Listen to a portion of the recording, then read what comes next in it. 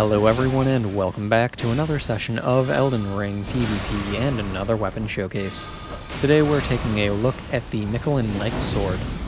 It is a weapon that you get in a bell tower in the Halig Tree. Starting off at the Halig Tree Roots Site of Grace, you go into the room with the giant flower and you go up the stairs, you go up an elevator, you go up a ladder. Basically you just keep going up until you eventually follow the path and reach this thing. I'll have an image on screen showing the location. Getting started with the basics of the weapon, it requires 11 strength, 11 dexterity, and 16 faith in order to wield, and it weighs 3.5 units. The skill on the weapon is Sacred Blade. You are stuck with it because it is a somber weapon, and Sacred Blade adds an extra 85 holy damage. It does not scale, it's not a percentage, it is a flat buff, and that's a nice thing to have.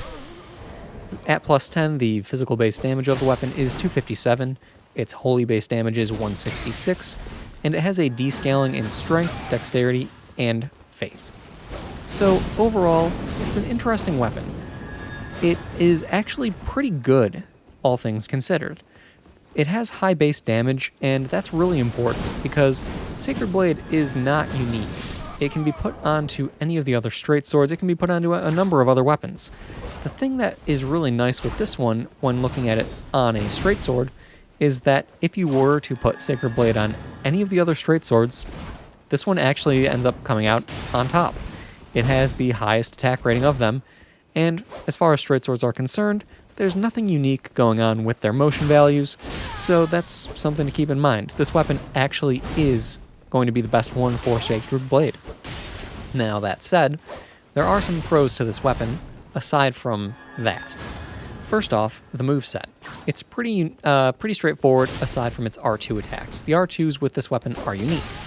With its R2s, as you can see throughout these fights that I've had, when you do a fully charged R2, you launch yourself forward with an upward slash. That attack is really, really nice because it closes the distance between you and your opponent very well.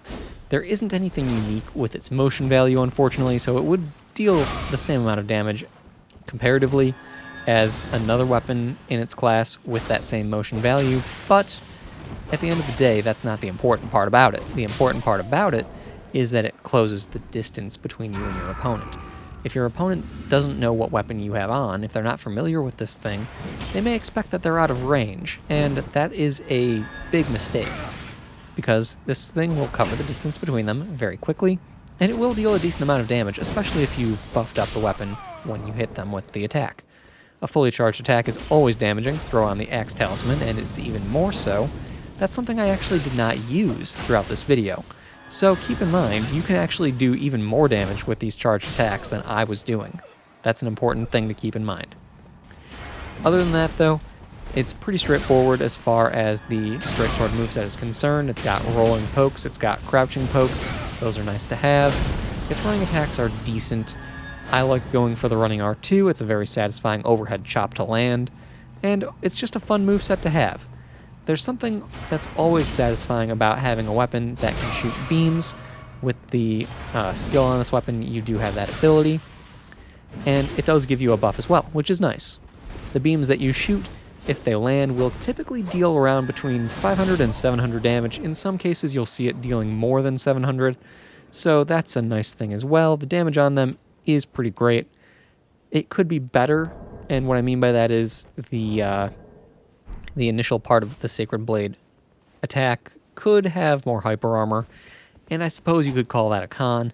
It would be nice if the beam traveled maybe a little faster, or I would say actually it would be even better if the beam were wider. That would be nice, but unfortunately it doesn't, so it is what it is. That all said, that's really about all I have for the pros. The only other thing that I have left to say about them is that the buff on the weapon, it does last 20 seconds. It is, like I said earlier on, a flat buff. And with the weapon's higher base damage, and with the fact that it's a flat 85 for the buff, that's actually really nice and would make this weapon even more dangerous on lower level builds. I'm fighting at a level 150 at the moment, and if you were fighting on a level 120, you'd be able to have roughly the same damage without much of a difference in stat investment. And even still, if you dropped it down to like a level 80 invader, your damage wouldn't change all that much.